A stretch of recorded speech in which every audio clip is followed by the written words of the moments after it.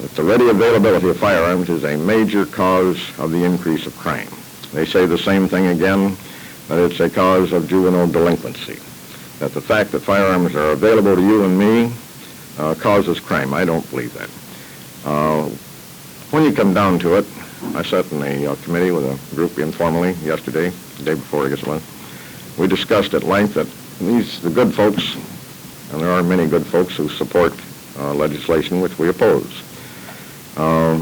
Their principles are not essentially different than ours. We want to keep guns out of the hands of ex-felons, incompetents. We don't have any disagreement with them. The only difference is that we want selective legislation.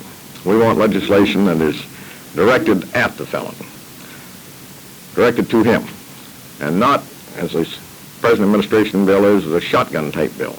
It's going to make guns hard to get for everybody with the idea that that's going to prevent some criminals getting them. And we don't believe that that's the way to do it. Directors, and for many, many years, and I've been vice president for the past 2 years.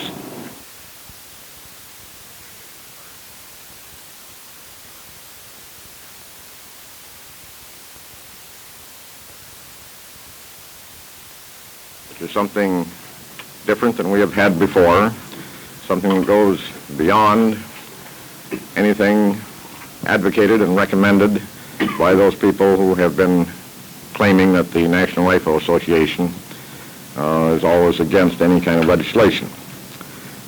I'll answer your questions on it in a word. We vote to have a complete embargo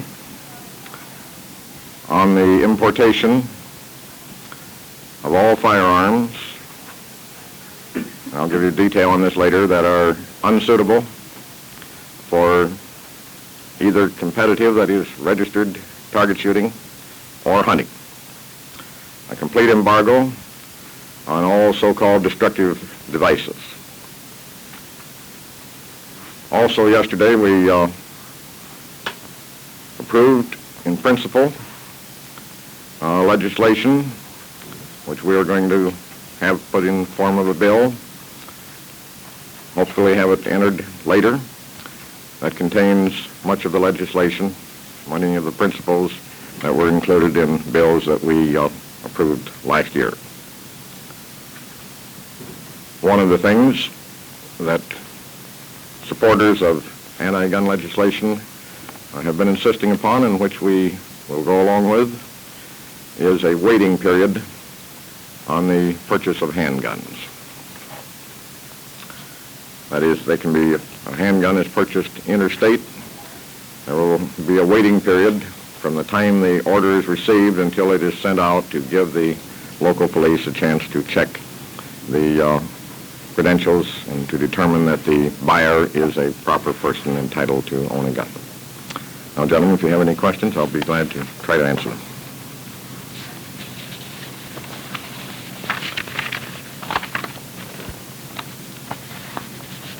Columbia. National Rifle Association has never advocated any leniency on the sale of cannon or so-called destructive devices, bazookas and the like, at no time. I question whether the traffic in those amounts to anything. I think it is not important, but we have always been willing, anxious, and will support any legislation designed to control whatever traffic there may be, if any, in those. Stop to think about it. You ask what laws are on the books. Right now here we're advocating a law. Any crew-served ordnance, any of these destructive devices are of one or of two categories. Either they are surplus military items that our government has released, or they are surplus military items that some foreign government has released. If they're foreign, then that can be handled in the Secretary of State's office like that. All they need to do is put an embargo on it. That can be stopped right now. If there are surplus, they never should have been released for sale. They should have been made into plowshares. That's one of the things that we advocate in the way of enforcement of existing laws. That doesn't happen to be a law, that's a right rather than a law.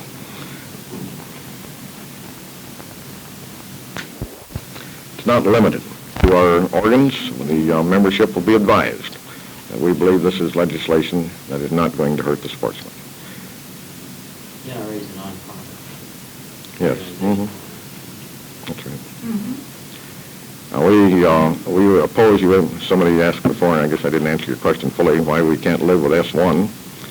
S1, with the 90th Amendment to it, I think, absolutely precludes the sale of sporting weapons of any kind, not only the handgun, any mail order sale of any type of firearm.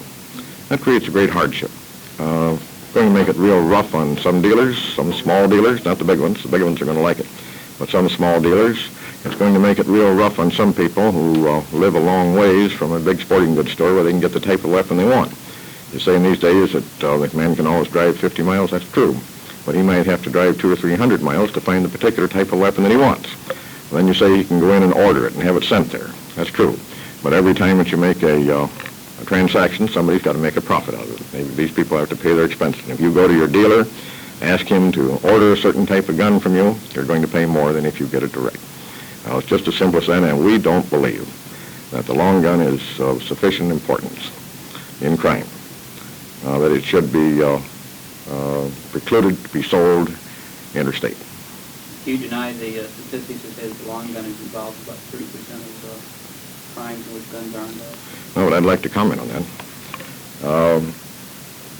Something over 80, I've heard 80 and 85, and I've heard 90% of all homicides involve members of the family, friends, and neighbors.